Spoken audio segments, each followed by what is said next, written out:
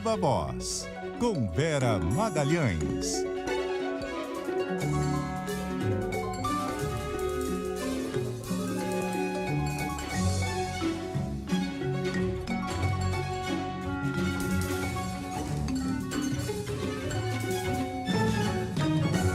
Viva Voz, Vera Magalhães, tudo bem? Boa noite.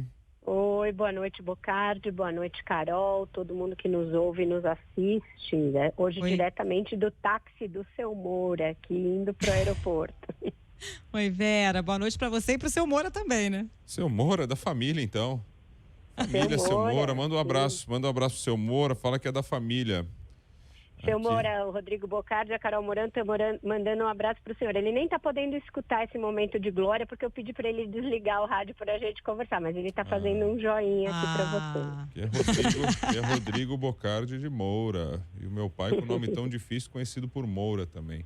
Legal. E aí todos os outros taxistas também já conectados por mensagem aí, pela conclamação de senhor Moura, toda a comunidade dos motoristas taxistas de São Paulo, todos ligados aqui no Ponto Final e na CBN, algo que já é rotineiro e a gente sempre agradece. Hoje é especial. Viva a Voz! Vamos lá, ontem a gente terminava falando sobre aquela ação da Polícia Federal contra os empresários bolsonaristas e a gente questionava quais eram os motivos que tinham levado a isso, que não fosse apenas por emitirem algum tipo de opinião. O que você conta para nós hoje? Exato, Bocardi. Eu continuei apurando nesse caso, porque a controvérsia não cessou, ela só aumenta, muita revolta por parte dos políticos, o presidente voltou a falar disso hoje, o vice-presidente Hamilton Mourão também condenou a ação, etc. Então, conversei com muitos ministros do Supremo, conversei com procuradores da República que atuam ali na PGR, conversei com pessoas ligadas à Polícia Federal e todo o elo que me fazem é que a ação teve por objetivo blindar mesmo o 7 de setembro de financiamentos para atos e para manifestações golpistas. Eu já tinha falado isso aqui, que o elo era financeiro e que provavelmente era essa a motivação, mas hoje eu tive mais elementos ao longo do dia para afirmar essa convicção. Pessoas próximas ao ministro dizem que dados dos inquéritos que ele conduz, tanto das fake news quanto o das milícias digitais, já apontam para a presença desses mesmos empresários, além de outros, em iniciativas para financiar a ida das pessoas às ruas. E que o que chamou muito a atenção e acendeu o alerta da PF, naquelas conversas reveladas pelo colunista Guilherme Amado, foi mais a conexão que eles faziam no grupo com os atos do 7 de setembro e a contestação das eleições do que aquela bravata de eu prefiro um golpe de Estado a um novo governo do PT. Então ali já havia uma correlação clara entre encontro do povo com os militares, isso estava dito em mensagens, no 7 de setembro em Copacabana, e o fato de que isso passaria ao mundo a ideia de que a Justiça Eleitoral estava promovendo fraudes nas eleições e que, por isso, qualquer tipo de reação por parte dos militares seria justificada. Então, essa narrativa já estava em curso nesses grupos e a conexão deles com o financiamento de outros atos motivou as investigações e motivou a operação. Ministros do Supremo reconhecem que, para a maioria das pessoas, fica difícil aceitar uma operação como essa apenas como se fosse com base em em troca de mensagens por WhatsApp. Mas eles dizem que o ministro Alexandre de Moraes tem muita informação e que a PF está monitorando esses grupos há bastante tempo, já desde os atos de 2020, passando pelos atos de 2021, e que tem já um caminho do dinheiro que financia esses atos e que, portanto, foi uma ação preventiva. Várias pessoas usaram esse termo, ação preventiva, para que não se repitam atos como o do ano passado, em que se chegou a colocar carros e caminhões muito próximos ao prédio do Supremo. O ministro Luiz Fux deu uma entrevista ao Globo nesse fim de semana, em que ele narra ali o grau de preocupação que eles ficaram naquele dia com a possibilidade de alguns daqueles carros de fato invadirem o Supremo, de atirarem algum explosivo em relação ao prédio do Supremo. Então, é para que não se repita. Uma fonte disse para mim, olha, agora vai ficar muito mais difícil financiar atos golpistas no dia 7 de setembro. E a sua apuração ainda vai além, né, Vera? De que os elementos que justificam as ações estão sendo mantidos em sigilo, justamente para evitar qualquer tipo de destruição de provas, né? Uma forma de precaução. E que quando esse sigilo for levantado, muitos colegas do ministro Alexandre de Moraes estão convencidos de que essas conexões financeiras vão ficar mais claras, né? Exato. É importante dizer que ele tem hoje uma grande rede de apoio dentro do Supremo. Então, tem ali as pessoas acreditando nele, né? É quase um Tim Xandão. Mas eles não têm também acesso a essas provas. Então, é uma convicção, né? Aquele negócio, é prova ou é convicção? Existe uma convicção de que ele está muito embasado. Pelo que ele diz para aqueles que são seus colegas no TSE, os que estão com ele no Supremo, hoje mesmo teve sessão do Supremo, eles conversaram a esse respeito. Ontem mesmo teve sessão do eleitoral e isso foi conversado, mas vai continuar o sigilo, não vai quebrar o sigilo por conta das contestações. O que todo mundo diz, não, ele vai manter o sigilo justamente por essa necessidade de agir preventivamente e não deixar que as pessoas saibam o que ele tem na mão para não destruírem essas provas, etc. Carol. Agora, Vera, ontem a gente falou sobre isso, passamos e eu insisto ainda, né? Porque enxergo como uma, sei lá, pode ser uma inocência, mas de uma gravidade tamanha essa questão aí, por tudo que a gente viu de Augusto Aras, né? E agora que vem também à tona, de uma forma mais clara ainda, essa relação dele com o empresário Meyer Nigre, da Tecnisa, que aparece aí nessa lista, e que também indicou, mas das mais diversas formas, tentou colocar de todo jeito Augusto Aras na Procuradoria-Geral da República. E hoje, inclusive, o presidente Jair Bolsonaro disse, desses empresários eu tenho dois que eu falo com muita frequência, o Luciano Hang e o Meyer Nigre. Então, assim, é de uma conexão assim, escandalosa, não é? Eles são bem próximos, de fato, mas pelo que a gente sabe, Bocardi, porque não vieram à tona o teor dessas mensagens entre ele e o empresário, elas não têm relação direta com essas trocas de mensagem em que se fala de golpe, em que se fala a respeito do processo eleitoral. O que se sabe é que ele estava lá no celular do Meyer Nigre. Isso é o tipo de vazamento que é muito comum na Polícia Federal, no próprio Judiciário. É um tipo de vazamento específico para queimar alguém. O Aras não tem bom trânsito. A gente sabe que pelas iniciativas dele, ele não tem bom trânsito nem na PF e nem no Judiciário, porque tudo que ele faz é para segurar investigações. Hoje mesmo, ele se manifestou dizendo que não vê ainda evidências para abrir uma investigação por aquela manifestação do presidente com os embaixadores. E você veja que foi o ato mais gritante até agora do Bolsonaro dentro de um palácio de contestação das eleições.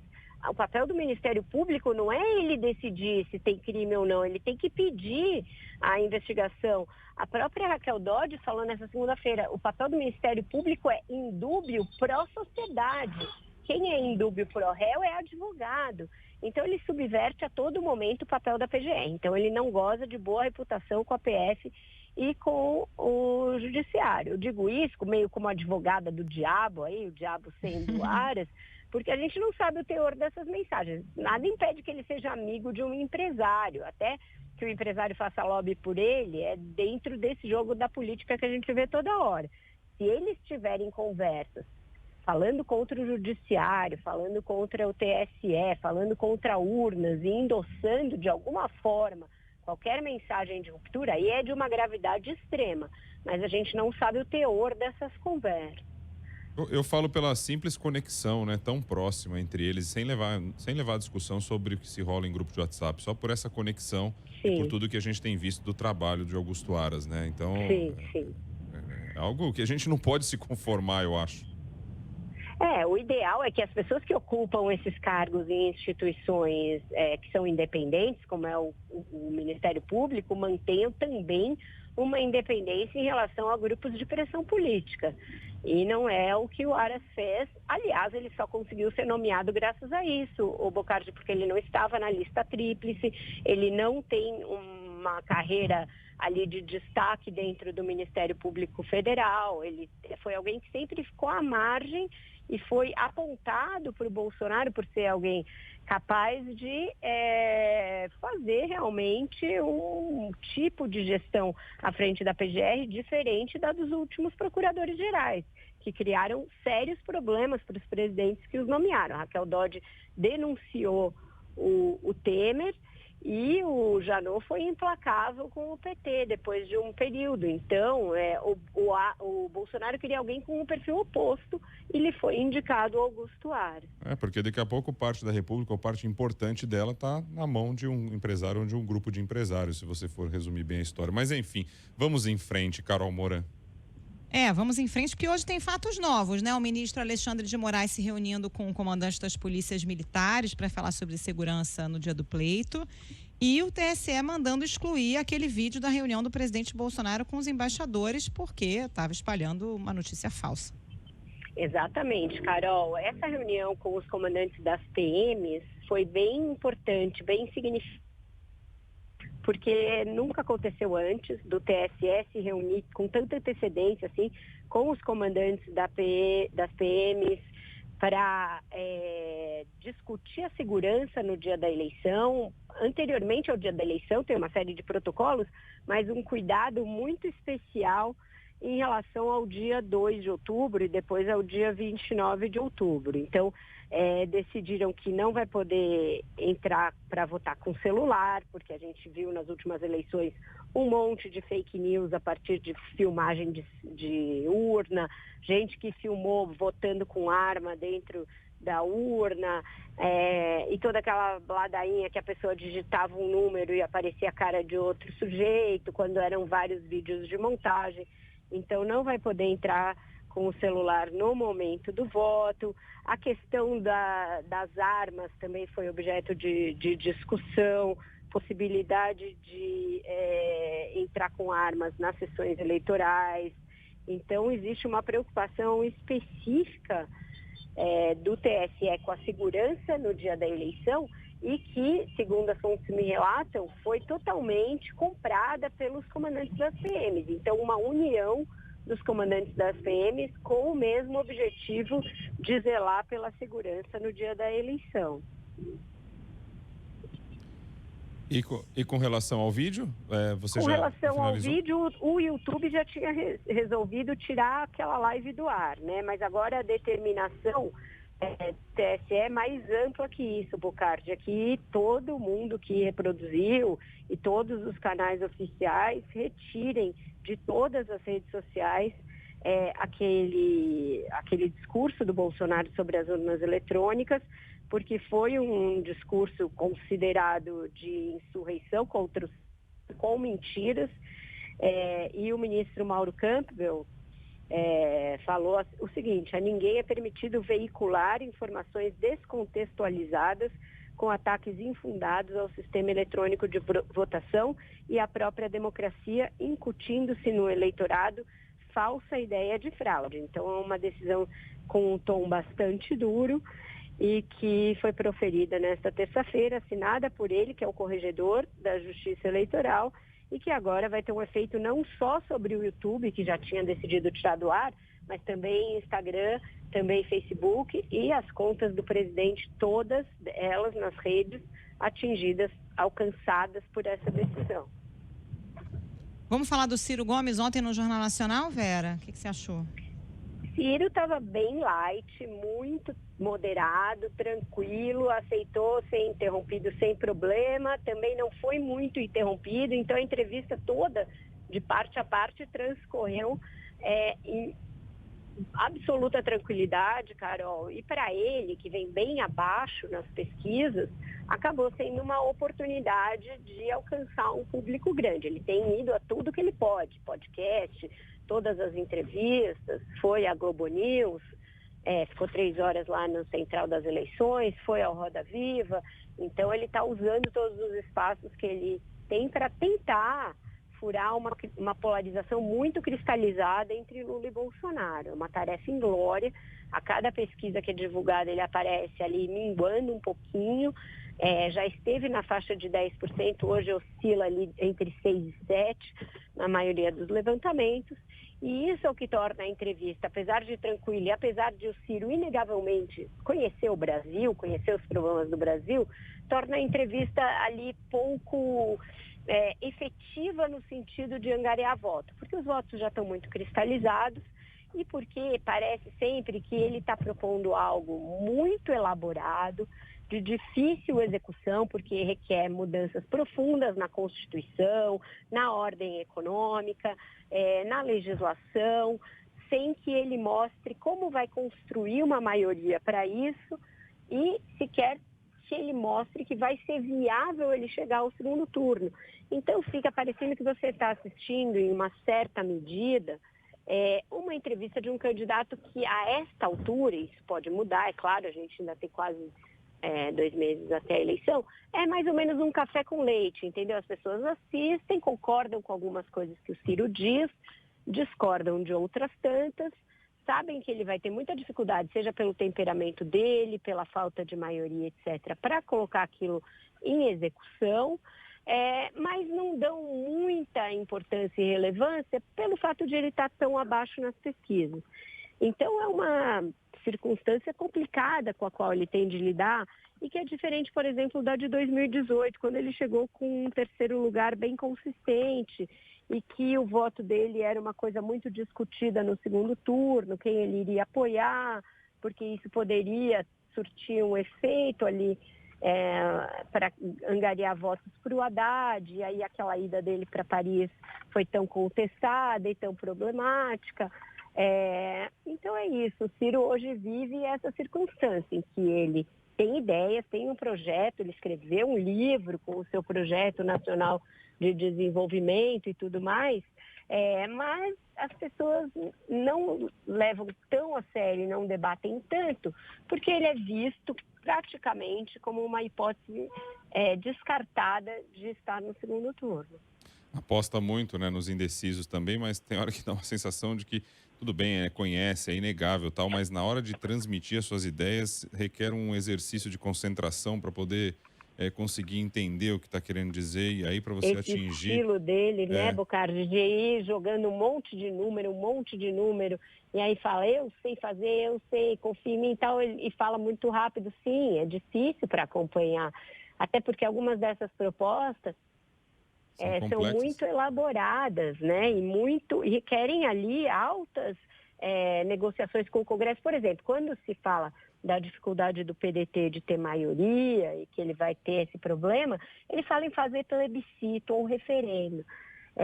Esse apelo à democracia direta, que é um expediente que está na Constituição, mas que é pouquíssimo usado, parece um super trunfo ali que ele tira da manga, entendeu?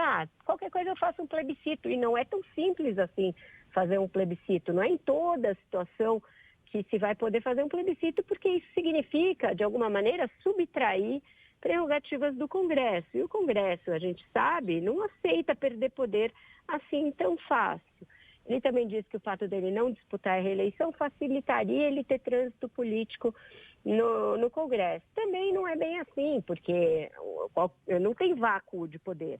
Ainda que ele não seja candidato, haverá alguém do grupo dele sendo candidato e sempre vai haver interesses em jogo e em disputa. E hoje a gente sabe que o orçamento secreto joga um grande papel nessa correlação de forças. Então, parece tudo muito bonito, muito estudado, e de fato, não é que ele é um cara que chegou a passeio e que está tirando ideias da cabeça nessa hora, mas parece que ele tem um caminho muito longo e de difícil execução até chegar a ser viável politicamente.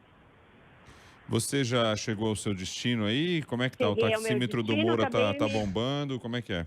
Acabei de me despedir do seu Moura aqui, acho que ele vai ligar para pegar um restinho ainda dos vovós e continuar no ponto final, com certeza, Bocardi. Não, a minha dúvida é se você precisa desligar ou se você consegue falar mais um pouquinho com a gente.